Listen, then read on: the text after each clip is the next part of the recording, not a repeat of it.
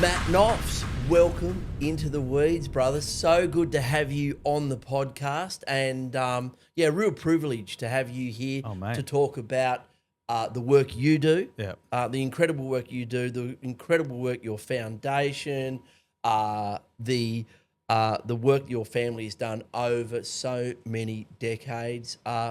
Welcome. Oh, mate, thanks for having me, and it's an honour to be here, and I think all the stuff you've been doing is obviously groundbreaking and incredibly creative. Your colour palette to start with is very creative, and also purple haze. Purple haze. I get it. I see it. And there, So no, I appreciate it. And as we were saying before, it's a bit like Between Two Ferns.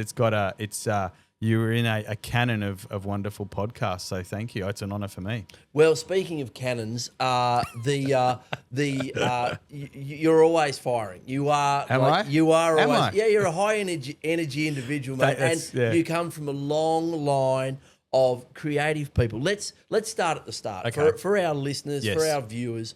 The Wayside Chapel, your grandfather. The Wayside Chapel, it's really where it started, wasn't it? Yeah, absolutely. And so, walk us through it. Yeah. From go to woe, Ted Noffs, King's Cross, the 1960s. 60s. Even a little bit earlier, around 57, my grandparents, interestingly, were very religious young people, and their families weren't, interestingly. In fact, allegedly, Ted's family were quite upset that he'd taken a job as a minister after watching a film with my nan, his girlfriend at the time. He was a car mechanic in North Sydney, and he worked really hard. He got through high school, and he was a car mechanic.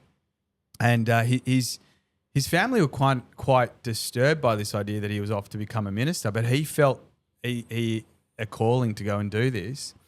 And him and my nan describe it as him working his way up in the church. He was doing quite well as a young man, and in the Methodist Church, which would now be known as the behemoth that is the Uniting Church, and even a conservative church, very conservative back then, and now adopting a lot of Ted's radical ideas. They're not considered to be a conservative anymore, but Ted was working his way up, and he and his mentor, who was the boss at the time, Alan Walker, came up with an idea at this really got things going at about 3 a.m. allegedly, where they were concerned about how many calls they were getting in to the church of people having suicidal thoughts, suicidal ideation, and they came up with an idea at 3 a.m. called Lifeline. And it was a very simple idea of a telephone service that people could call in, and they started with a small army, and it was Ted and Alan who did this. And Ted kind of walked away from that after about a year because there were disagreements in the church around someone couldn't accept a call until they'd heard the person submit their soul to Christ, and Ted just said that we're putting up more barriers to helping people, and so his own ideas of religion and God started challenging him. And there were the church had this tiny room in the middle of King's Cross that no one really knew what to do with, and at the time there were all sorts of things kind of kicking off in the cross. The prostitution, the sex work, I should say, had started. The drugs weren't there quite yet. They were certainly on their way in the late 50s, early 60s. But Ted really felt at the time there were bikie gangs around Sydney then, which is a funny thing to think of. And so Ted went to this little place. Him and my nan named it the Wayside Chapel, and really, why'd they call it the Wayside? They felt it was the idea that churches had become, and the religion had become quite stuffy in Australia, across the world. And it was really about these, ornate buildings and dog collars. And he actually ripped his dog collar off, feeling that it was creating a distance between him and the community, and especially young people. And he opened up the doors, and he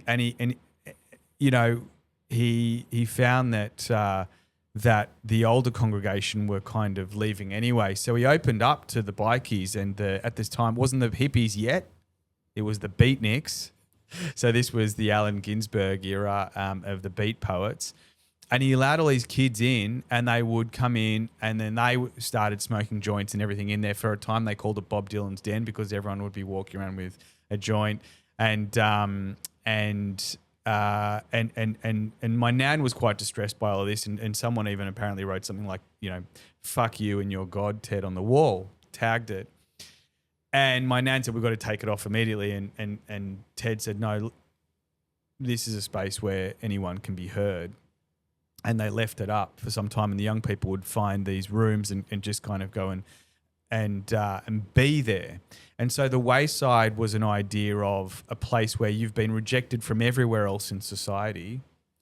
This was a place where you were welcome. And that really kickstarted it. Suddenly thousands of kids started pouring into this place. I remember having a meeting with the CEO, I think it was of the Newsagents Federation, decades ago, and he said, he goes, "I remember your granddad held the first psychedelic disco in Australia." Yeah, and he said everyone just grabbed your drum kit, grabbed the guitars, everyone would just go up to the Wayside and just hang out. And so it started becoming more and more famous, and a place where people started talking about different views. And at the time, very similar to today, I kind of feel like we're in the cycle of things, we're heading back into that. It was very conservative. But Ted felt that there was a need for people to be heard. And so he listened. And that's I pick up two themes there. Like Lifeline, which has literally saved probably hundreds of thousands of lives. Easily. People see, the Lifeline counselling service. I wouldn't be surprised if it's close to, if not over 1 million, but yeah. Yeah, it's saved so many lives. It's been the point of, last resort where people are heard. That's it. That's the theme running through this, isn't it? Yeah. Through the Lifeline, which still runs today. I've got a friend who is a Lifeline counsellor still. Yeah. And the Wayside. Well, we met John Brogdon at the drug summit. He came up to me. He now is, I think he's one of the heads of Lifeline International. It's international now. Oh, yeah. Amazing. Isn't it? Incredible. So there was, you're right, you've touched on a point, which is the idea of listening and I think, there's opportunities like, you've created here in podcasts, but so rare today.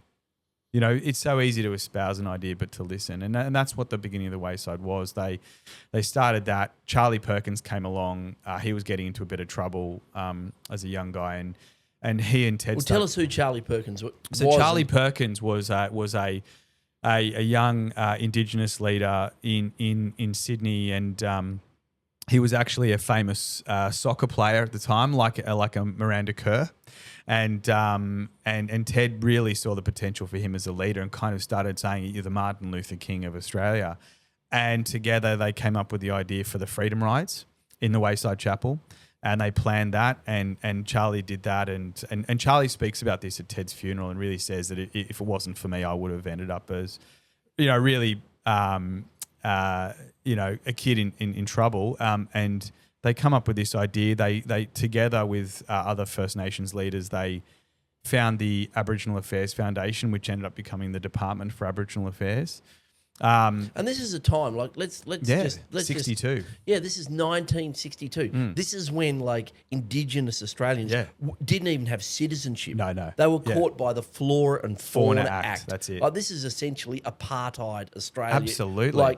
The Freedom Rides. Let's just pull it apart. Yeah. So Charlie, this week was the anniversary. The anniversary, amazing. That's where Charlie and Ted say, let's ride out to Western New South Wales, where Aboriginal kids, they couldn't swim in the same pools. They couldn't go to the same library as white people. Yeah. I knew, living in Western Sydney, in Orange, it was a white-only town. Yes. They said, we're not having any black people here up until the mid-1970s. Yeah. So what they decided to do was load up a bus full of kids, revolutionaries and Aboriginal Australians and head out west and just say, this isn't going to stand. Yeah.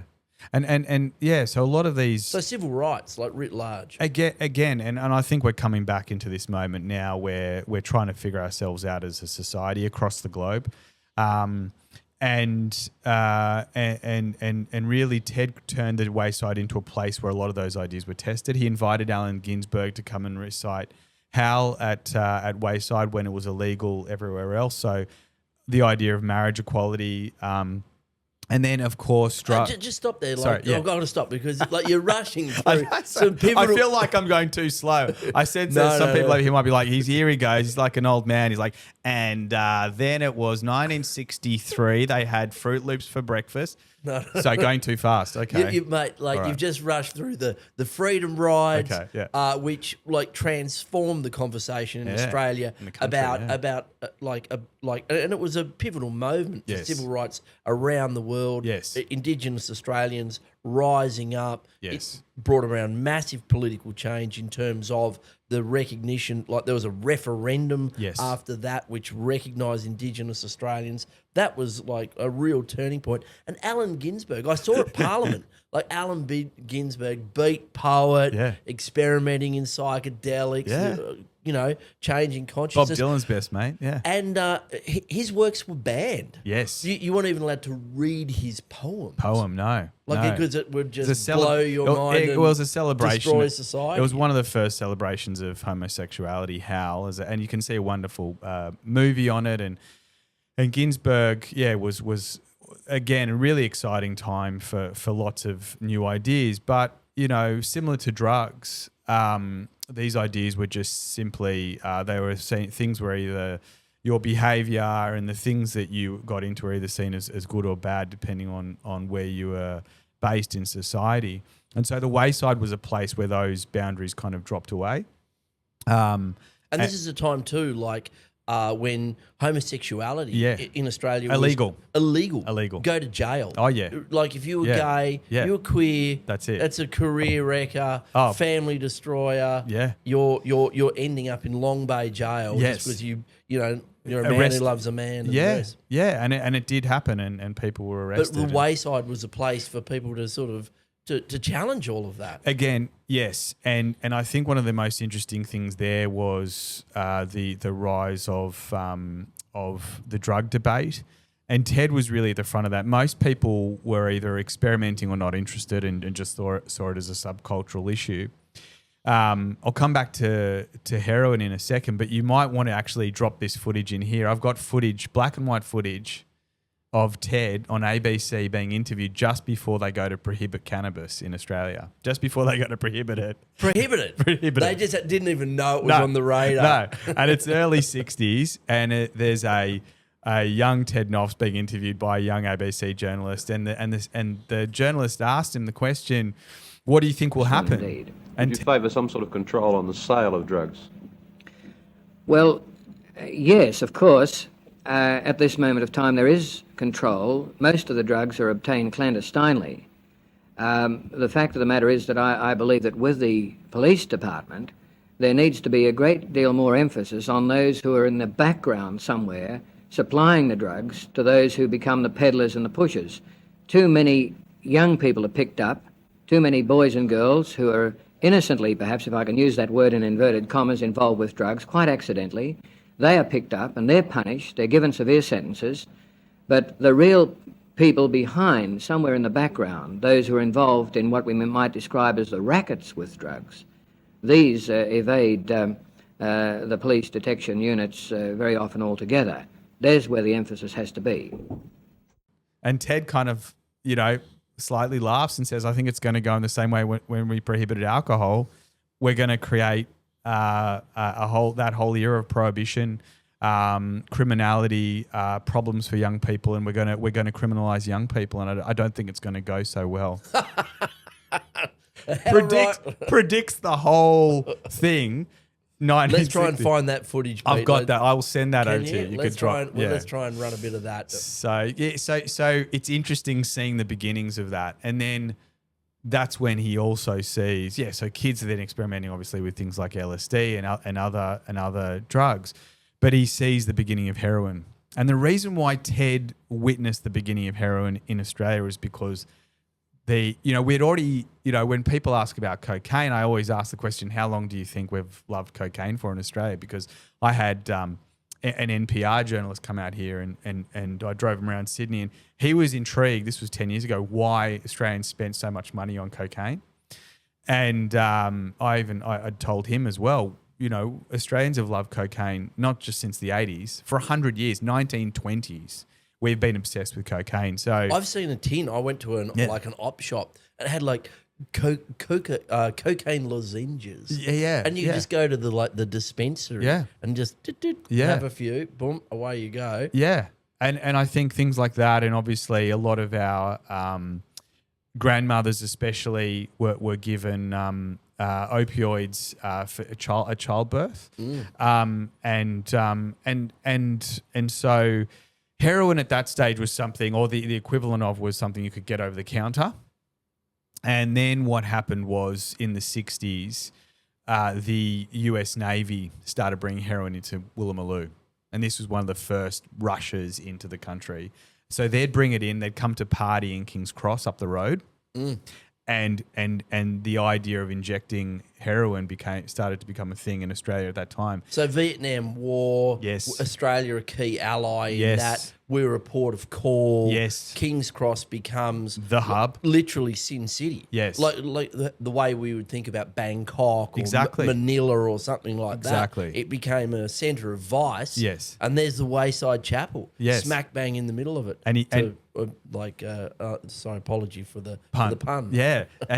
But I think that Ted really described it as watching a horror movie in slow motion, because the first time he witnessed someone having an overdose, someone just dumped a girl's body in the under a pew in the church, and they didn't know what to do. They rushed the girl up to St. Vincent's, and the doctors hadn't seen an overdose.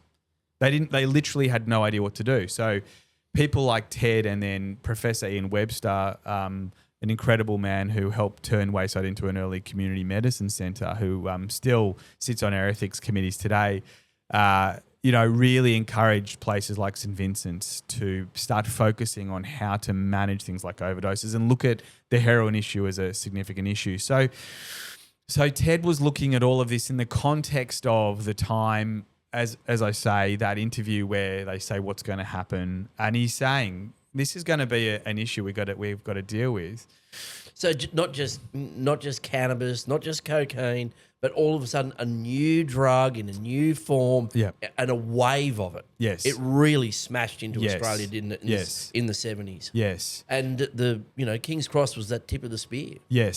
And a lot of people, leaders in the field today spent their time at Wayside. Some of them addicted and meeting Ted, and Ted kind of helping them find things like early treatment services at the time. So really, they didn't know what they were doing. There wasn't a lot of evidence at the time. And so that was his focus. Whereas to jump ahead decades later, in the 80s, there still wasn't any treatment service specifically for young people.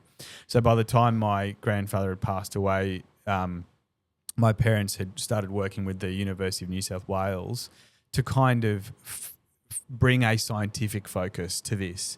So in a way, I kind of look at it like if you ever see in Hinduism, there's the three heads of Ganesh, one's facing this way, one's facing this way, and one forward.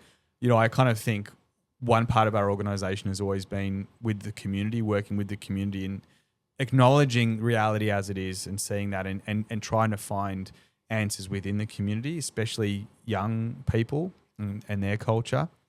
And then the other part is science, looking the other way towards science and saying, how do we think about this and how do we base it on evidence? And that was the beginning of that. And Bob Carr, who was Premier at the time at the first summit, funded those early treatment services, seeing the evidence there. And I introduced him to some young people at the end of the drug summit, this recent one, and said, if it wasn't for you, these young people wouldn't be here and where we are today, let alone the injecting room, which again, the first trial of that I think it was the tolerance room happened in the Wayside Chapel. Yeah, because I've had Alex Wodak on the podcast, Dr. Alex Wodak, and he's talking about it. You know, just a St. Vincent's doctor, all of a sudden, smack bang I'm sorry about that pun, in the middle of the AIDS epidemic. Yes. So we've got this this wave of heroin. Yes. Addiction. Yes. The problems that come with that in Yes. terms of crime, Yes. Sex work and Yes. prostitution, underage prostitution, Yep. all of that in King's Cross. And then in the 1980s, we get the AIDS epidemic, and that really was a pivotal moment, wasn't it? And the again, Wayside Chapel was really, like as Alex says, this was the place where revolutionary in terms of drug treatment, a disease treatment in the world. Yeah. What happened? Well, look, I think that, and you know, shout out to Alex, who's one of my key mentors. And when it comes to drug law reform, I have to say, you know, my grandparents taught me a lot, as my parents did, but Alex has definitely taught me more than anyone else in terms of how to look at reforming and he and I have been to places like Germany to see how they do it, and they've been heavily influenced by the Australian context. So Alex is, you know, we're very lucky in Australia to have Alex. Because they started doing the basically a needle exchange program Alex out of the chapel. Well, actually, it was around King's Cross. Alex and people like Gino Vumbaka, who was there with him as well, you know, as a young man, were who's now involved in pill testing.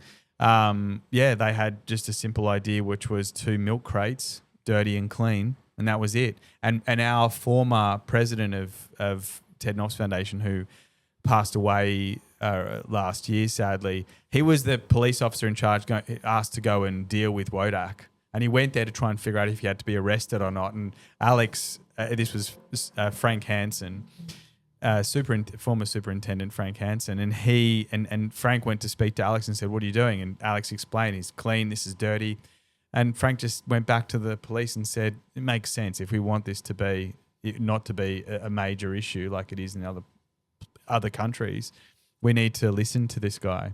So and it worked, didn't it? It worked. They created that exchange. Yes. They created access to clean needles and massively reduced that source of infection in terms of HIV and hepatitis. And I think it's a really interesting thing to note that when we get a lot of reforms that are widespread in Australia, it's because it's affecting a lot of people. The ones that are harder to change are the ones that only affect a small amount of people. So the thing that with heroin, I think that really kind of energized everyone in the 80s and 90s was the fact that there were sadly kids dying, people dying as they are today. But there was the reason why people kind of wonder, why aren't we as focused on that these days? It's, you know, a lot of it comes down to how far that spread into the community. And so if there was a greater danger or risk of that HIV spreading, of the hepatitis spreading, you know, then politicians had to be more engaged. So it was a significant challenge, and we'd be a country that is nowhere near as well off if it wasn't for Alex. But that time, Ted was really pushing the boundaries of the church, and just before he had his stroke, he was accused of heresy. He started saying things like, there probably isn't a God. Jesus probably is just a really decent human being that anyone could become like. They didn't like that. I'm not sure. I think that's probably the one thing the Uniting Church hasn't adopted today. But this is what broke the Ted Noffs Foundation away from that. He created the Wayside Foundation in 1971, knowing that there was friction happening with the church. And so it's really important moment there, because it stops being the Wayside Chapel, becomes the foundation, which it is today, the Ted Noffs Foundation. Yes, and my parents renamed it Ted Noffs Foundation when he passed away. And I think that when you go back and look at the kind of things he was saying, a lot of these ideas aren't so radical today. You know, all religions, all points of view, including atheism, are just as important as each other. Having a space for people to talk and relate is really important. We see today more than ever more divisiveness. Well, I shouldn't say more than ever.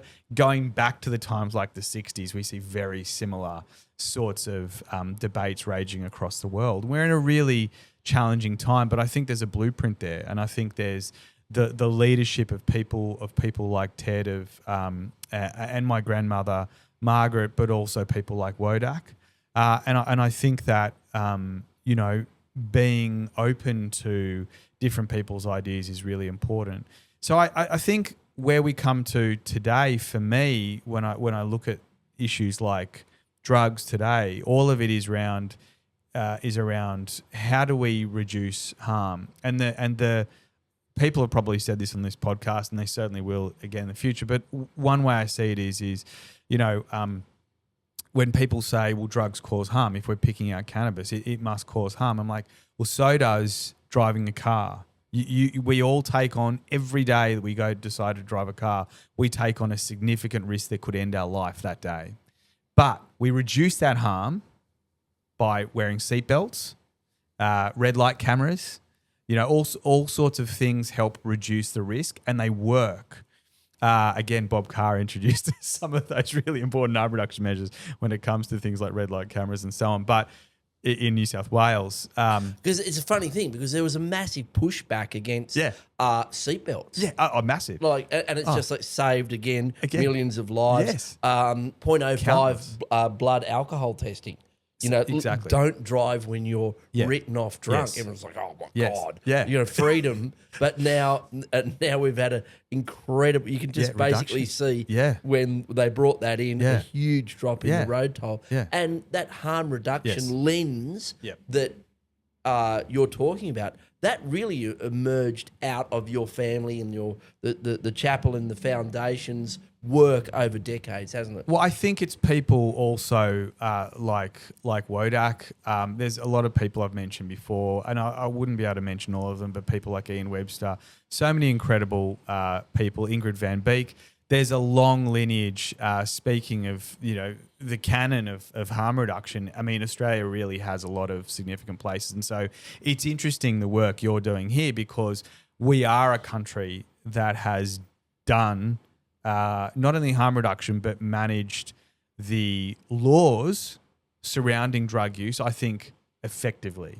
And when just last night, I was saying to my wife, Naomi, we were watching a new show, and it's set in modern times, and there's a young person injecting heroin. That's such a rare thing in Australia today, but not so rare in the UK, not so rare in the US, which is sad. So during that time, going back to that first drug summit and Carr and those different ideas. That's 1999. 99.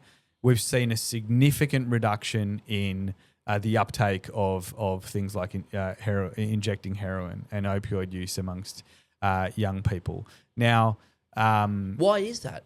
Why is it? Is it because there's a conversation about it now? Because people are like, what are the factors that have caused that? Look, there's not enough research done, sadly, and I would encourage more of it to look at why we don't see young people injecting heroin in Australia at the same rate they did, nowhere near the same rate they did 20 years ago when I was a teenager. I have a few hunches. First and foremost, it's not. I don't think it's about that when you're looking at things like drug seizures. We still see a ridiculous amount of cocaine, right? So that cocaine use, while all illicit drug use has dropped significantly. I mean, I say that too. The youngest generation of Australians use less drugs than any previous generation. We go back to our beginnings. Just if we could look out the window here, we'd see the harbour. We'd see the first shipment of rum come in. The very first generation of European Australians, and then of course, introduced that into the First Nations community It's as well. an interesting point. Like, it's always been there. Drug use has always been there, illicit drug use.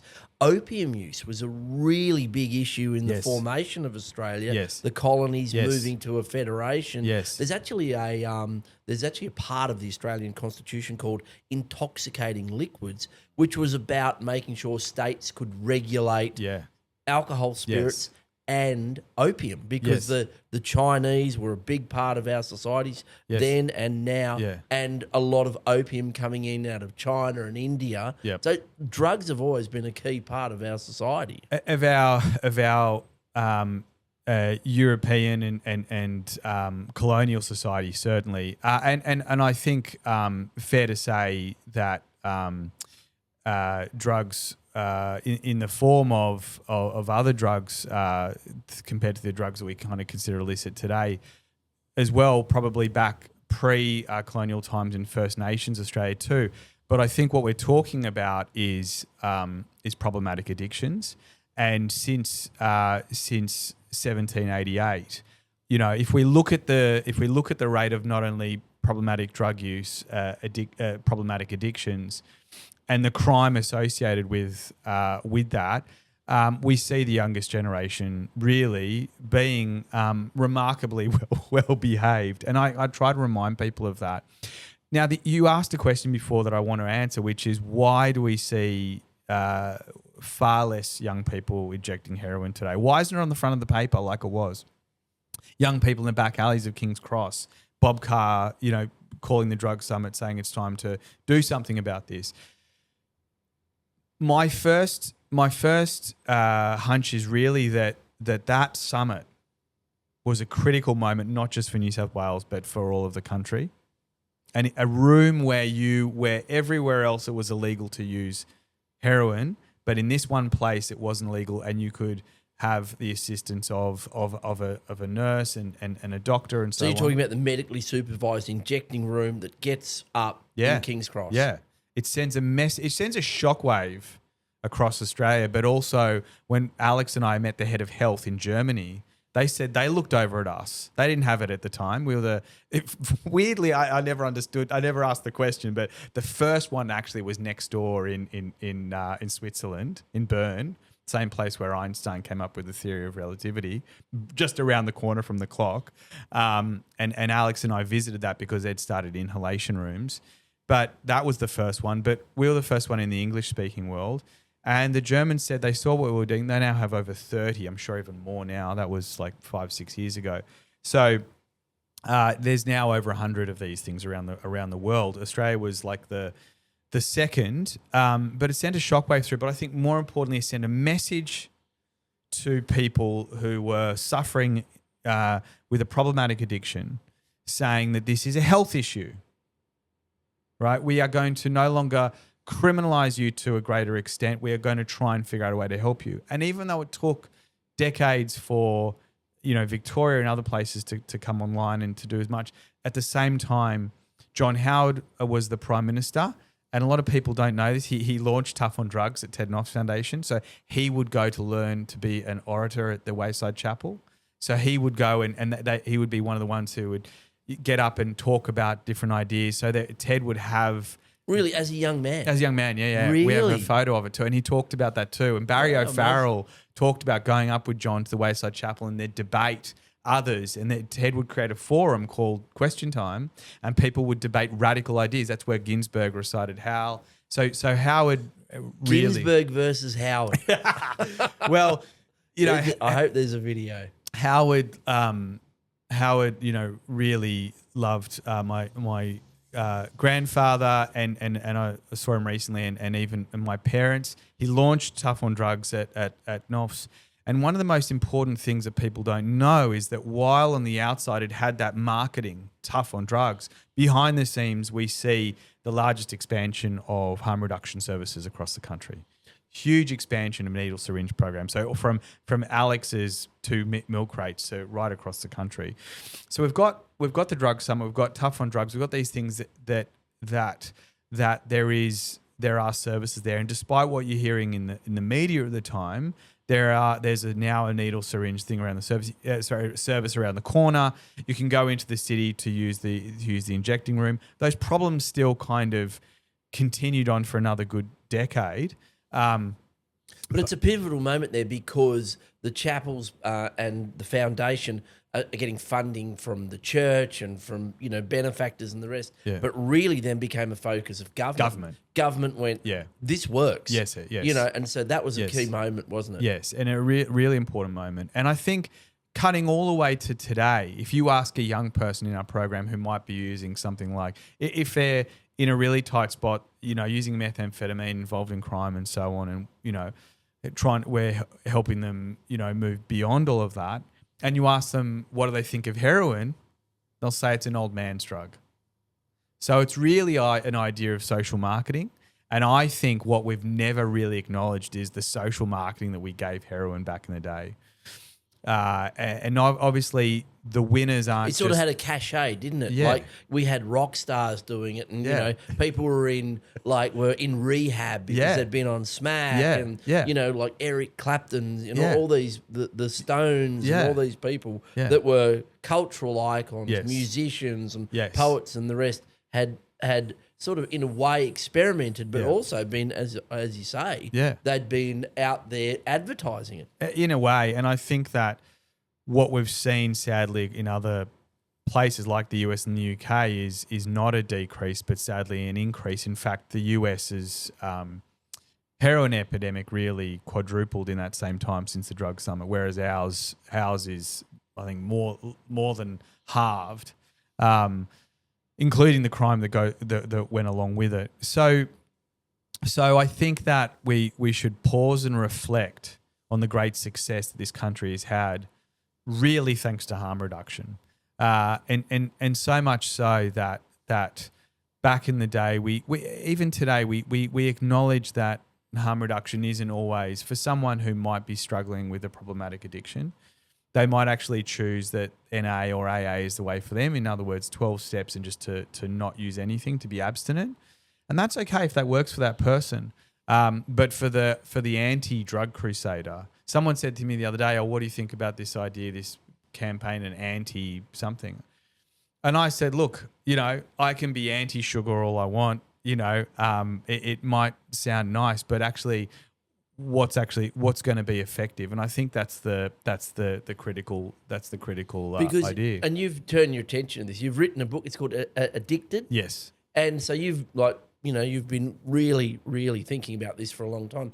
What are the causes of addiction? Why do we seek these things out? Why are we looking for heroin or lollies or alcohol or problematic cannabis use? Why are we? Well, I think the first thing to start with is if we look at, say, you with your cannabis use, I'm not a therapist, and I'd probably need someone like Kieran, who co-wrote the book with me, to help me to diagnose you, because that'd be a very ethical thing to do. Overdue. I would hazard a guess to say you're not addicted to cannabis. You might be dependent. And Bruce Alexander, this wonderful man who did the Rat Park experiments, and I interview him in the book. He outlines this really well, and it upsets some people how he describes it, but I think it does it really well. He says the way to think about dependency is how a lot of people use particular substances in their daily lives, and alcohol is a really good one. We get to the end of the week and we say, I really want a beer or a glass of wine or something. He said, even to the degree of smoking, for a lot of people, they use it in a way that's dependent. They need something to lean on if they've broken their leg. We depend on these things to help us. Life is tough. And so substances, a lot of the time, I'll give you mine. I start the books with, tea, right? And I also talk about the beginnings of coffee, because everyone was badass. Oh, I'm so bad. I'm hardcore. a really, really heavy lap song, Souchong or Earl Grey. And anyone who works with me is going to roll their eyes when I say this, but I love the L-theanine in tea, the amino acid. Yeah, it is like very mild ecstasy. Is it? Yeah, so they've starting to put it in all sorts of soft drinks now, because it it does make you feel a lot better. Oh, I love a cup of tea. Yeah. I'm from an English family, so an Earl Grey or a Lapsang Souchong, all of those. That's how we started our day. Well, it's got a great little thing in there, L-theanine, which helps trigger a lot of those really positive feelings in the day, and also manages to kind of mitigate the trimethyl dioxide. Anyway, the caffeine, all right, and actually helps you manage that. Whereas the coffee just has that the caffeine push, but as far as I know, no L-theanine. So what do they call that with cannabis, Pete? They call it like the cohort effect, isn't it? Like there's like cannabidiols, the entourage effect. Yeah, there's different the entourage effect. I didn't see Pete over there. Why do you keep him in that box? I don't know. Well, I let him out. He just appears and he with a fact and then just like hides back in. So I need tea and coffee, like a lot of people I know who need those things to get up and to get your day going, right? And it's a way of us depending on that. Addiction is different. A problematic addiction is different, again, to just an addiction. So let's just start with the easier one, which is a problematic addiction. The way to think, this is how Bruce Alexander explained it to me, and I think it's perfect. The way to think about a problematic addiction is that it's something that someone's doing that is harming them to a great extent and will probably eventually kill them. It's something that they wake up thinking about, the first thing they think about when they wake up, and it's the last thing they think about when they go to sleep. I doubt that's cannabis for you. I doubt that despite everything that's here and the sign and everything we're doing right now, I doubt you'll like wake up in the morning and you're like joint, and the last thing you think about before you close your eyes is that. You're probably thinking, oh, make sure I do that, make sure I speak to that person, and you wake up in the morning, you're like, oh God, yeah. You probably want a coffee before anything else or a cup of tea. If anything for me, it's probably bacon. Yeah. You know, it's like I go to bed going, tomorrow morning, I know it might give me bowel cancer, but I'm getting a bacon egg roll, and I wake up in the morning. I've got some great therapists for you to see, and our program would be perfect for you. We're not anti-bacon, but we're definitely around bad for you, reducing the harm of bacon. I know, I'm reading all this stuff. Bacon's going to kill me, you know. It's going to give me, like, why do all the things we love kill us? Well, I think the most important thing is when we think about the word addiction, I think, first of all, it's important to say, are we talking about a problematic addiction? Because now I come around to the overall thing, which is addiction. And I talk about in the book that Shakespeare coined the term. He was the one who coined the term addiction. Really? Yeah. He's an amazing cat. He's a great guy. Isn't he? You should have him on. I know, I will. Yeah. I've reached out if you know him. But he coined so many amazing terms and ideas and words. He made up like hundreds, if not thousands of words. Addiction. Yeah, to thine own self be true. He actually, at the back of his house, they sent some archaeologists in. You know what they found? No. Little mole plants. Really? Didn't mind it. Really? Yeah. Okay. Yeah, Is that? Am I the first person you've told on this show that? Yeah. That's I was great. reading about Shakespeare, and it was just a medicine that people used, but they think he was actually a bit of a propagator too. So there you go. That's really interesting. So maybe he was addicted. Well, So he really, the idea of what he was trying to get at was what's our obsession? Yep. Okay. So that really helps clarify it even further. So even a cigarette then, even a glass of wine, the beer, it's hard to call it. What's the obsession? So here's the thing. There's what you're dependent on, and you could say you're dependent on cannabis in the same way that might be wine and so on and so forth. And a lot of your constituents might actually find that they've had a hard day at work, and if they're working in the trades and so on, they're getting back at 3 and they want to smoke a joint, they might not be addicted to that at the end of the day, but they might be dependent on it. Yeah. Life is tough. Yeah. It is tough. It doesn't matter which way you look at it.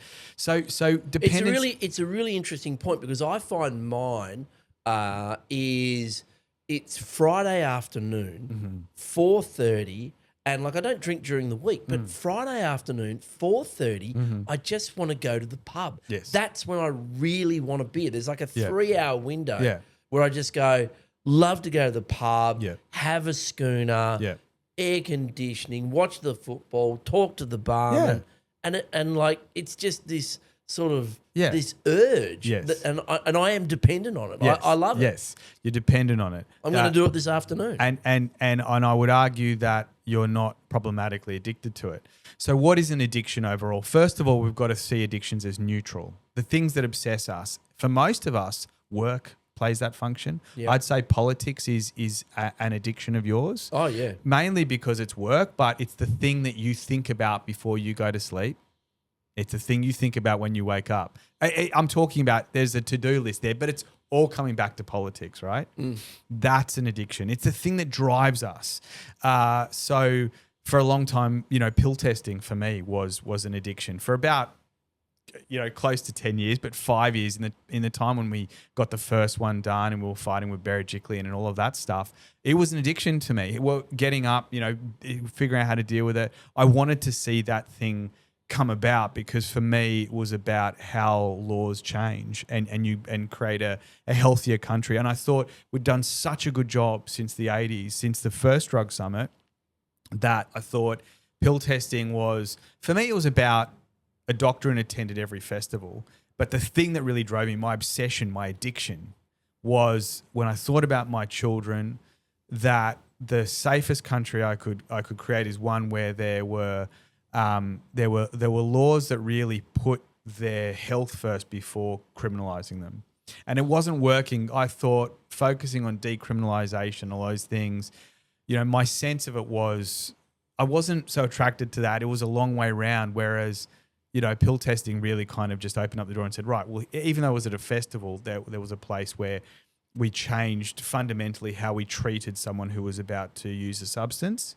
It was a health issue first and foremost before it was a criminal one. And it doesn't always have to be a health issue. Like, we might say that my coffee drinking isn't a health issue until I start drinking 7 a day. And then the doctor's like, your heart rate, not going great. You've really got to slow down. It's a really interesting point you raise. Like obsession, it's got almost a pejorative term. It's got negative connotations. Yes. Yet it has so many fantastic outcomes. If you think about some of our greatest athletes, they just go out there. They're addicted. They're addicted. They're training on Christmas Day. It's not a problematic addiction. Yeah, that's exactly. It's an addiction. It's an addiction. Yeah. And it turns them into greatness. Yeah. That they persevere. They never look at a guy like Ned Brockman. Yes. This guy who just is obsessed with running. Yes. Getting up and running 100 kilometres a day. That, I think, might be tipping over. No, do you want to see addiction? We looked at it when Kira and I were writing the book. The latest stuff was showing that it was not only through humans but a mammalian response. And then when they look at it further and further, they think it's potentially an animal response. They might even get to the stage where it's a living response. They could see it in trees. But if you want to see it, I always look at ants. You want to understand addiction? Look at ants. Look at bees. Yep. What they're doing all the time. What is driving them to follow that line, to go out to get their thing, to go and hunt, to bring back the nectar, to reproduce. Like those birds that fly from Russia to South Australia to breed, to turn around. So addiction, you've got to be pretty committed to do that. You do. Addiction is our engine. That's the way to think of it. It's the thing that drives animals. And I wouldn't be surprised if we find out as we learn more, because you got to remember, we're just learning this. When Kira and I went to finish the book, the latest research came out saying that falling addiction was essentially akin to falling in love. So if people wanted to try and find empathy for someone who was addicted to heroin, imagine that first 2 weeks when you fall in love with someone and that thrill, that's it. So it's then the problematic addiction when it tips over. Yes. And why does addiction become problematic? Because there's a lot of research that's emerging. There's a good question. That trauma, a failure to connect. No, I don't think it's that. So Bruce challenged that. That was Johan Hari talked about connections, and it's the opposite of connections in his book. And he'd kind of done a bit on Bruce and Rat This Park. is the Scream. What's it called? Chasing the Scream. Chasing the Scream. Yeah. So I was interested in that, and I asked Bruce, "Is it that? Is it a lack of connection?" And Bruce said, "Actually, no, he disagreed with that idea. that it was actually more, and that's how we got into dependency and so on. So I would actually say that that there's a number of different factors that play into a problematic addiction. It's never just one, but by far, when Kira and I looked at it and we looked at all the kids that we work with, by far it was trauma was the protagonist. It was not always the factor, but it was certainly in the majority of cases of problematic addiction, trauma plays the protagonist role. You have other things there. There's obviously things like mental health. There's a number of chemical. There's all sorts of different things there. But the majority of the time, when someone becomes problematically addicted to a substance or a behaviour, and they're struggling to get out of that behaviour, it is because of the role of trauma in their life. And so that's why services like ours, when we're really dealing with things like drugs, we're actually dealing with trauma. And let's talk about that, because the foundation now, you're the CEO, aren't you? Yeah. Last time. Yeah. Yep. Still the CEO. I think so. Hopefully Good. At the end of this interview too. After this interview, Yeah. maybe not. Yeah. Has really branched out. Yeah. You're sort of multinational. You're really going to rather than dealing, as you've just said, with addiction, you're starting to look at the causes. Yeah. And so you're now reaching out through your street university programs. Yes. To look at these other factors, which are trauma, counselling, crime, these things that then feed in. There's mutual feedback. They're autocatalytic. They feed back on each other, and then at the end of it, kids end up in jail. They end out of home. Yeah. They end up in terms of there's suicidality. These things. Yes. Tell us about the street universities and how effective they've been, because I saw some of the stats. Yeah. Like in a place like Liverpool, Fairfield, massive reduction Yes. in youth crime Yeah. attributed to the work you're doing. Yeah. So And that's one of the most socioeconomically depressed areas, like in Australia, and where it's been really problematic. yeah. Look, I think the programs that we run there are three distinct programs. There's street universities, which is really about engaging disadvantaged young people. There's the treatment programs, which is the youth rehab, and that's the one that's been going since the days of CAR, and has decades of evidence showing not only significant reductions in problematic drug use, suicidal ideation, but also in crime, including violent crime. So a lot of those kids would otherwise be in detention.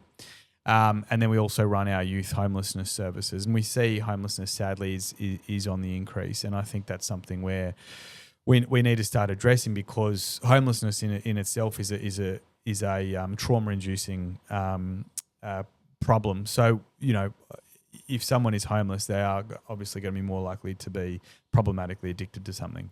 But going back to the street universities, it really was an idea. Originally Naomi Cameron, now Naomi Noffs, and I started out in Liverpool. Naomi was working at the Migrant Resource Centre. This is in 2007. I wanted to go to a place where there was still a significant heroin issue, and you remember films like Little Fish with Cate Blanchett really depicted that area, Cabramatta and so on, as the kind of heroin capital of the country.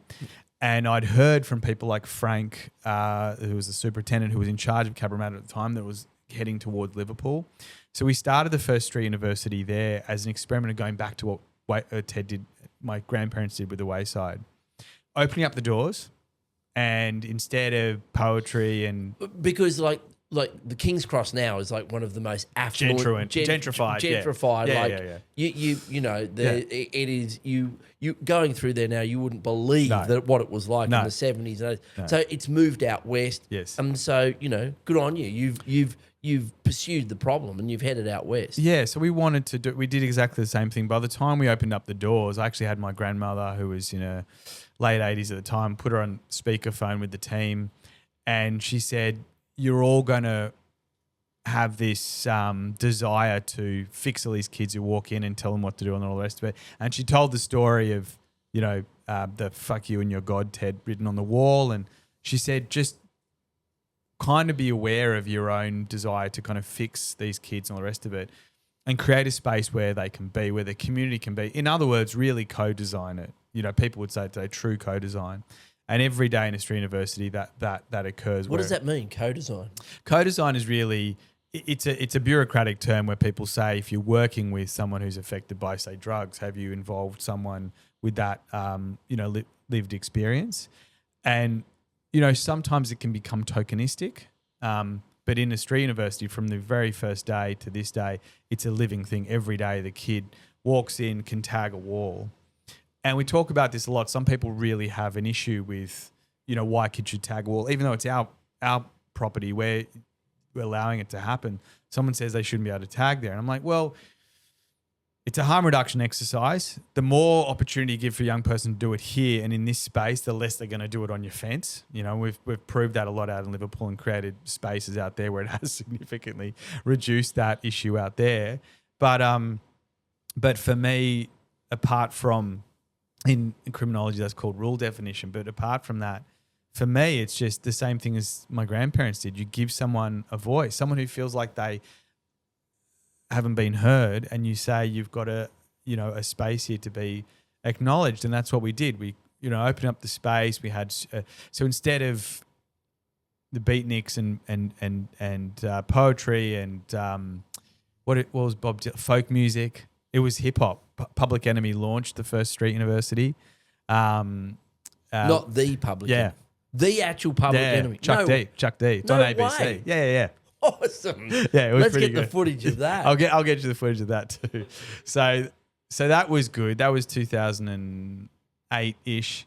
And yeah, music, it was a lot of hip hop, and we started doing a lot of exciting things there. We went on tour with Nas, the Wailers. The Wailers took some young people on tour. I definitely separated the kids away from anything in the after party. It was, as you can imagine. But, at the time, the Street University really became you were doing Bob Marley and the Wailers. Yeah. Obviously, Bob Marley was long gone. Yeah, he's gone. But the Wailers, it was the original Wailers. The original Wailers went on tour, and we had a young person who's now massive in New Zealand. Went on tour with these guys, and this kid was heading for detention. Anyway, enough about that. But look, I think that the idea is that the Street University was really a place of opportunity, and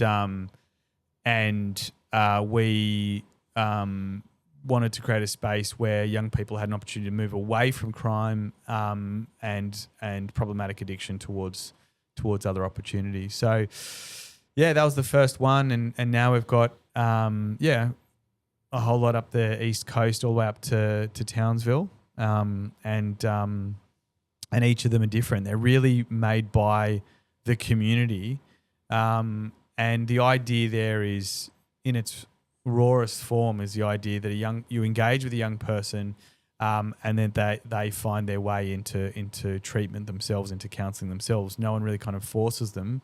They meet a counsellor and then hopefully that gets underway. How do they meet a counsellor? Is it just people walking off the street? Yeah. People directed to you, or No. is it both? So first of all, you've got a shop front. they want to be there because it's cool inside, and there's the Wailers.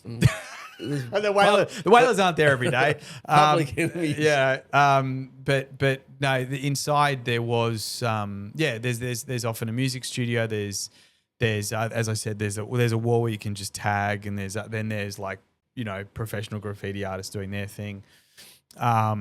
There's workshops going on. For instance, in Townsville, there's a car workshop. There's a stage where young people can perform. There's art rooms. There's a basketball court. So in a way, instead of a lot of PCYCs were really about boxing and all these things. I think all of those are really important. We just wanted to create a different opportunity there, but not leave it at that. Have the counselling option and the treatment option there. And the counsellors work from there too, and they introduce themselves to the young people, and if it works, they bring the young person into counselling of their own volition. And direct them to services in terms of like homelessness and all the rest. Yeah. Kids been kicked out of home. Yeah. That's a pivotal moment. Yeah. You know, they can live under a bridge and start smoking meth. Yeah. Or they can turn up at street university and say, you know, help. Yes. Yeah. And I think one of the things about a street university is, as opposed to something like called Headspace, where it says, you know, this is clearly about a place where you can get help for your mental health needs, it's called a street university. So when you're walking in, you might be going in to take part in a class.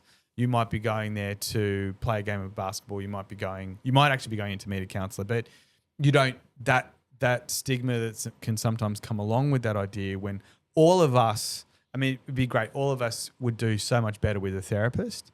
But there is so much stigma still around that the best way to help kids is, instead of calling it something that pleases the government, call it something that's going to attract young people in and give them, before you give them the government service, before you treat them, give them something they want to do. Empower them. If it's hip hop, if it's tagging, again, I've had arguments with many CEOs. I don't like tagging. It's not about what you and I like. What are they doing? And so Ted didn't smoke weed, right? But when he talked about it, he understood that if he was going to help these kids, he needed to be non-judgmental and create a place. If he needed to get them into treatment, he wasn't going to do it by saying, I'm anti-weed. You know, he wasn't people use that term a lot, anti-drug crusader. It's just such a terrible terminology because it didn't actually encapsulate it. He was like a harm reductionist. They didn't have the terminology of harm reductionist back then.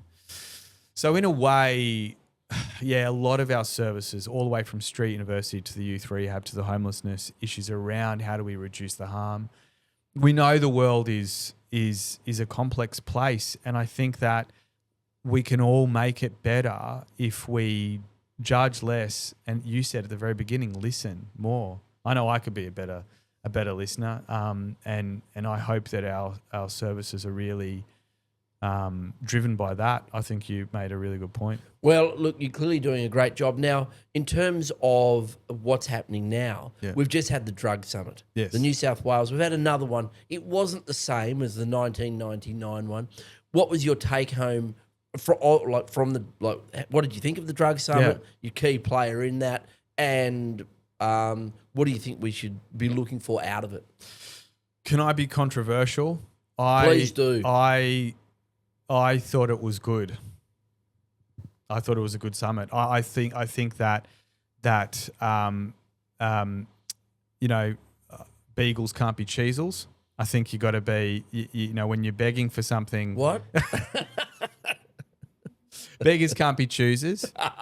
And you when you are begging like we are in the drug treatment space and the policy space, it's hard to get ahead of all sorts of really important issues out there.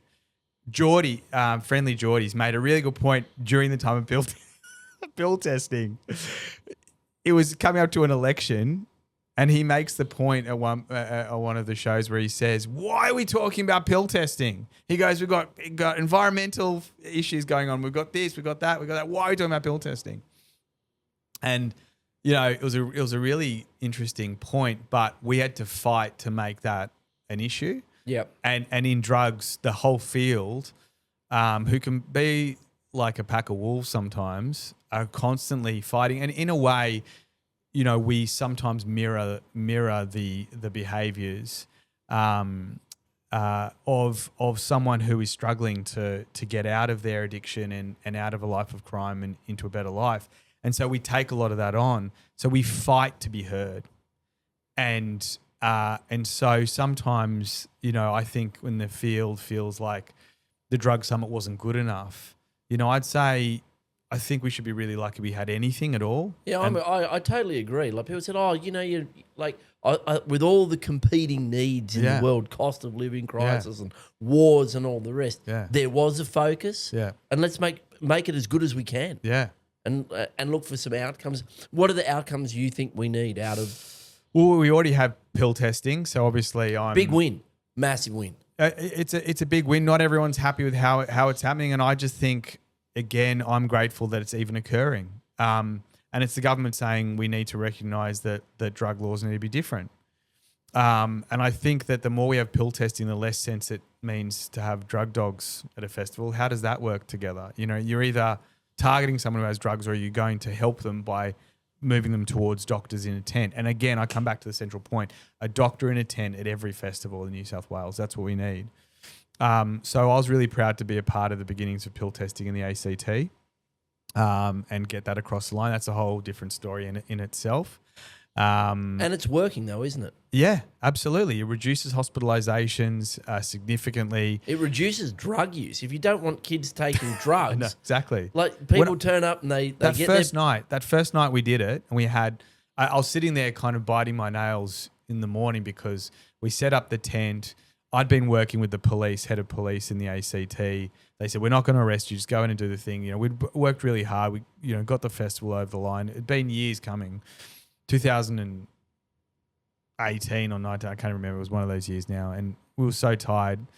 Got everything set up that morning. The festival started and no one was coming into the tent. And I'm thinking, oh man, this isn't good. And suddenly I could see these young people kind of milling around and looking over and doing that. And I actually think they walked up to an AFP officer at the festival and kind of said, where's the pill testing tent? They pointed to us. What a moment. And that was, for me, that was it. And the kid comes in, signs the form, speaks to the doctor, speaks to the chemist, gets the thing analysed, and then sits down with people. And you know, the most incredible thing, as you say, to have so many young people wanting to stay in the tent, whether they were freaking out or whatever, so many young people wanted to stay behind in the tent because they might have been anxious or whatever, but to have a safe space, as you say, you can not only see significant reductions in the harms associated, but also just in overall drug use. And I think that might be a long-term trend. But I think it goes back to the injecting room, right? If you send a message that this is a health issue, people really can reshape how they think about substances. So for me, pill testing was a big win. And then I think I want to see a change to cannabis driving laws. I think that for far too long we've had, very problematic technology when it comes to pulling someone over and testing whether they've been using cannabis or not. You know, you would have spoken a lot about this, and you're the expert here, funnily enough. So I'm a little bit, I'm behind on you on this, but I think to have a binary test, yes or no, it's in your system, yes or no. We know that so many of these cases get kicked out of court, and magistrates are getting fed up. And obviously there are a lot of former magistrates as well who want to see a change here, where someone can have smoked a joint, a week ago, and for that to come up in their system. But then they lose their license. And they lose their license. And if you're in a regional area, no public transport, it's not a road, no impact on road safety, and can literally destroy their lives. And I think that, again, this is around what would be better. And I'm interested to hear your views on this, but I really want to see a change to the laws. There's something similar to what they've done in, I think, Tasmania. I think Victoria has also just followed suit. Yeah, so in Tasmania, they have a medical defence. Mm-hmm. So if you've got a prescription, you don't use a licence. Yep. And in Victoria, my colleagues have just got up a reform, which is the magistrate has the discretion. Okay. So you can go to court and they say, they ask the policeman, did the person seem impaired? Have they been checked? And there's camera footage, right? Yeah, they say, were they impaired? The police say, no, they weren't charged with being impaired. Yeah. It was just presence, and the person says, look, I had my medication the night before, it's the morning, I'm on my way to work, do I lose my licence? Yeah. And the magistrate has that discretion. And they don't lose their licence, and they don't destroy their lives for a medication. So, it's certainly an area that needs some reform here, and I'm really welcome the fact that you think it's an area. Oh, big time. I think it's, and just to finish on that point, a lot of the experts tell me too that to be seriously impaired after using cannabis in any form to be seriously impaired, you would visually see it in someone. So you're going to get that on the body cam. You're going to see it. The police. You're going to see it in their driving. Yeah, you're going to see it in their eyes. I think you can't escape it. They have it in a lot of jurisdictions, like a field sobriety test. Yes. And so we can look to other areas where like 38 states in the US have legalised adult use cannabis, and they don't have a spike in their road toll. They manage it. And we've been going for a while. I want to ask you a key question, is because as part of the drug summit, there was a keynote speaker, I think from Portland, who came and sort of said, look, the drug law reform movement in the States has had some, unintended and adverse outcomes. What's your take on that, and what are the jurisdictions out there in the world do you think are doing a good job, and why do you think there's a bit of pushback in this space? Look, I think that this is a pendulum issue. I think that it really swings from one side to the other, and I think that that this is why the field can get really fed up in Australia, because it kind of sees it as one kind of line of a straight line and one that should be progressing a lot faster. But these things happen at snail pace, and it's a little bit like that Paula Abdul song, 2 steps forward, 1 step back. You loved that, Paul Abdul. Oh, yeah, mate. Of course you did. I'll admit it. We'll delete that out later. Paul Abdul. Thank you. Thanks a lot. That was I thought that was going to be the moment. The key moment. We'll play a bit of Paul Abdul. That's it, yeah. But it's 2 steps forward, 1 step back. We learn. We learn things. We make mistakes. Yeah. And then we get better as we go. And I think that one of the issues is that this is always a political issue. So I really try to always work with both parties when it comes to this. I think it's useless just to work with one side. You really have to make sure that you're getting some cross-pollination there of ideas, and you'll always find people in both parties who want to see progress.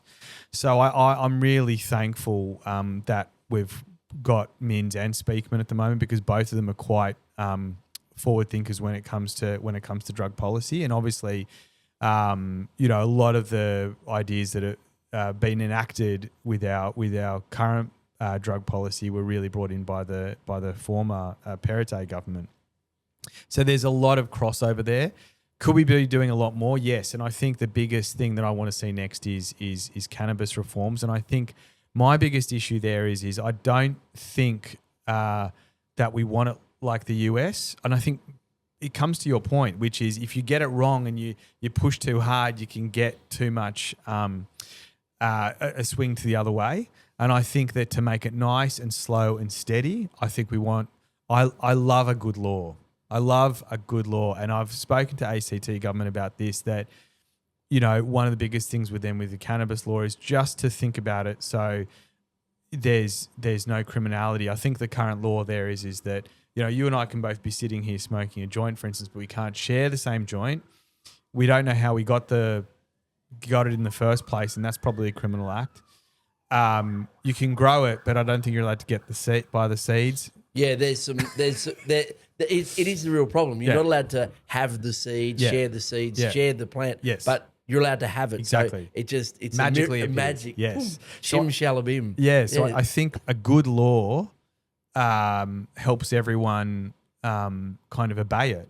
It's hard to obey. And I think that's where kind of what my grandfather was saying back in the black and white footage. It's not going to make any sense. It doesn't make any sense. It's better to think about how we might manage this. And I'm saying that to the government right now. The vaping laws are not going to work. They're going to fall over. They're going to have to rework those. The social media laws with the kids, all right? Yeah. I get it. I don't like social media at all. But at the same time, I think banning something, especially amongst a group of young people, are going to find a way to do it. And we don't want to make them criminals. We don't want to make a law seem silly. So there are some laws that have been created that are a little bit silly. And I think that if we want a really excellent regulated system in New South Wales for cannabis, and I think it's all falls on your shoulders here, mate. It is about regulation. not just outright legalization. It's about making sure that the laws make sense. So looking at ACT, but then also looking at prohibition and just saying, this doesn't work. Well, to your point, like Thailand went just literally overnight when it's we'll hang you literally for growing any or dealing to laissez-faire. To it's as legal as onions. Yeah. And then there was a massive pushback and then there's a pushback again. And that just doesn't help. That doesn't help. No. And so in actual fact, our model is really the ACT model. Yes. We think the ACT model is a good one, a homegrown model. Yeah. You normalise it, you work out, a safe way. Yeah. A Obviously, safe getting the seeds aren't illegal though now. In the ACT. No, it's still not legal there. But we think that there's some reforms that need to happen in the ACT, and that's what we're proposing to the New South Wales government, that you can have and you can share seeds. Yes. You can have and you can share some cannabis. You can grow a few plants. Yeah. If you're an adult, keep it out of the hands of the kids. Yeah. The research shows that cannabis use in people under 15 years of age, super problematic, especially heavy use. So, and we recognise that there can be harms done, but you do it in a constructive way and don't rush into a massive cannabis market where it's, being sold in vending machines and, on every street corner. That's our approach. I think that the other thing too is the driving law is really important to get done first, because I do think that stepping this out is important, because it allows the government to say, right, these laws make sense now. If you're already using, obviously a lot of people in New South Wales are using this medicinally now and getting it from their doctors. Good, and I think now let the driving laws catch up with that, and then a bit like pill testing, I'd like to see more doctors involved as well. But look, I think the work you've already done and really helping the government, and the other thing too is just showing them those different jurisdictions, I think is really good. But I'm hoping the summit, the second big thing that comes out of the summit is the driving, a new driving law that is akin to Tasmania. Can I ask you a question here? Sorry to throw this back. This is your show. Far away, take over. Is there something better? You mentioned the Victorian one, but it sounds like is the Tassie one really the best? Is that the best? Yeah, you're much better off having a medical defence. Yeah. That we treat cannabis like as a medication, like we do all other medications. Yeah. No one, we shouldn't be mixing that medication with alcohol or other illicit drugs. Yeah. You should never be getting behind the wheel if you're impaired for whatever reason. Yeah. And we do that with a whole range of antidepressants, opiates, pain medications, and the rest. And like the vast majority of people are incredibly sensible. We don't have this massive spike in the road toll. Yeah. So that's our approach, that you empower people to do the right thing, talk to their doctor, act in a responsible way. That's how they do it in the States. And they haven't had with medicinal cannabis or recreational cannabis an increase in the road toll. So that's the fight we're fighting for, and I really appreciate your support, Matt. Yeah, no, I think what you're doing is important, and thank you. And let's see if we can get changes to the driving laws soon with the findings from the summit. Fantastic, Matt, and what a great note to finish on. And look, I just got to finish by asking, have you got kids? I do. Fantastic, because I'm going to say, I want to see a fourth generation of Noffs. I don't think they're interested. And we have to work on that, because we've got to keep this legacy going. Because what a legacy the family has, changing the country, saving lives. A massive, massive impact. So thank you very much for you and the work you and your family have done. Really appreciate it. Everyone should appreciate it. And thank you very much for coming into the weeds, mate. We'll get you on in a couple more years and see how the pill testing and the street university is going. And the cannabis laws, mate. Keep up the great work. You're changing. I'm trying to shake your hand. There you go. Does that work? Yeah. Thanks for everything you do as well. It's great to have a politician who is obsessed about good laws. And thank you. Thanks, mate.